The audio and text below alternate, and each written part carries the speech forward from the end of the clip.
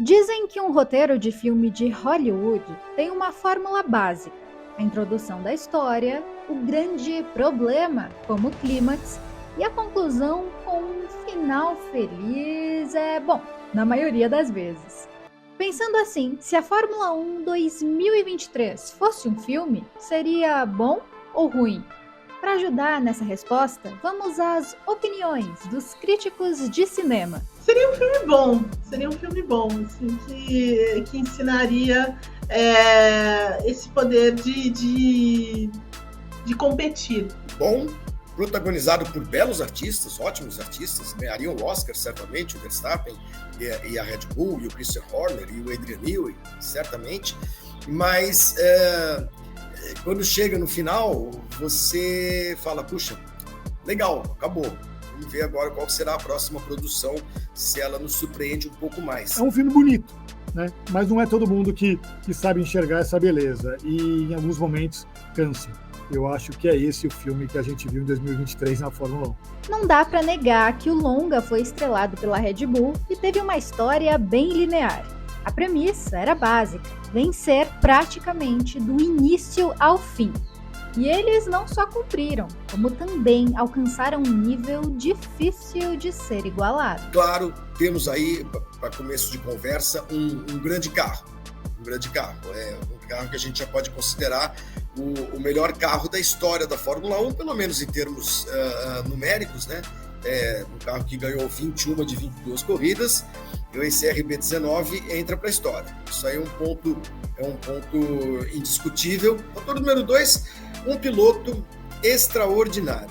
É um piloto, o Max Verstappen, que facilmente, se ele parasse de correr hoje, ainda que só com 3 títulos mundiais, e só bem entre aspas aí e tal, a gente já poderia colocar ele na minha visão pelo menos, entre os 3 maiores de todos os tempos. Eu acho que explicam esse domínio absurdo, histórico, indesejável, né? Acho que ninguém gosta de ver isso na Fórmula 1, mas ao mesmo tempo admirável. Eu acho que quem acompanhou essa temporada tem de ter a noção de que acompanhou a tal da história sendo escrita. O domínio foi tão grande que as apostas aconteciam para saber em qual volta Verstappen tomaria a ponta ou quantos segundos de vantagem ele teria no final.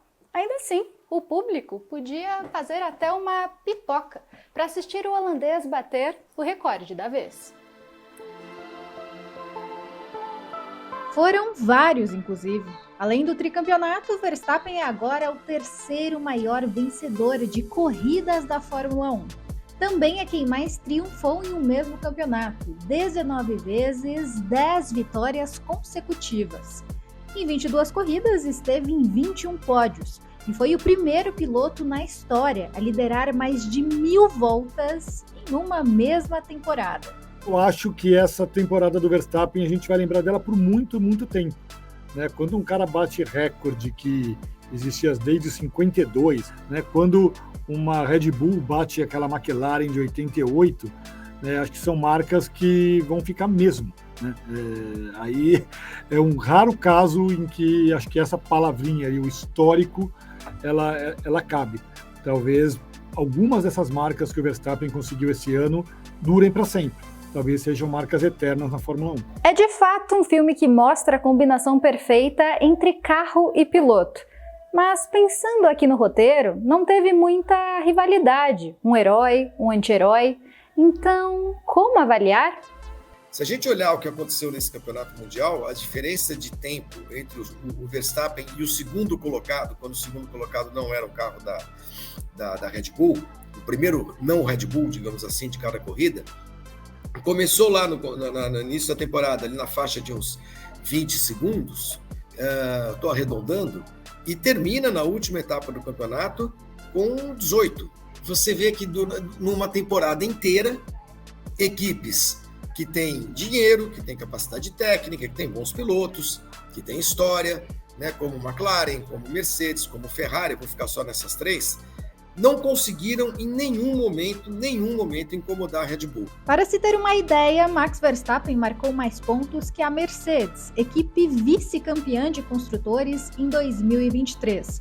Os alemães e a Ferrari foram muito instáveis ao longo do ano. Aston Martin, por outro lado, mostrou um projeto surpreendente no início da competição, mas depois estagnou.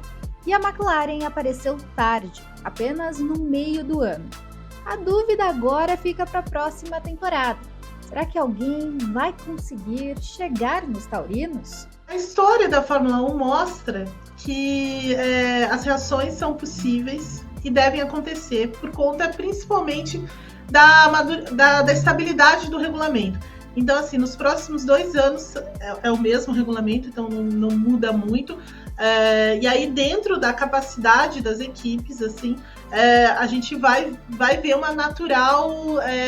natural crescimento delas, né? Mercedes, Ferrari e eventualmente também da McLaren e de outras equipes aí. Para mim, essas equipes conseguem chegar mais perto, mas não a ponto, talvez, de encarar essa Red Bull mais de forma igual, sabe? Talvez a coisa pegue um pouco em alguns pontos, mas não de maneira completamente igual. Assim, acho que frente a frente, uma coisa mais equilibrada vai ser difícil. And the Oscar goes to... Bom, o prêmio de melhor filme pode não ser unanimidade, mas certamente a Red Bull leva o de roteiro original e Verstappen o de melhor ator. Afinal, o holandês foi em 2023 tão avassalador quanto um fenômeno natural. Deu aos críticos uma história linear, mas que beira o inacreditável. E é por isso que bons filmes são eternos.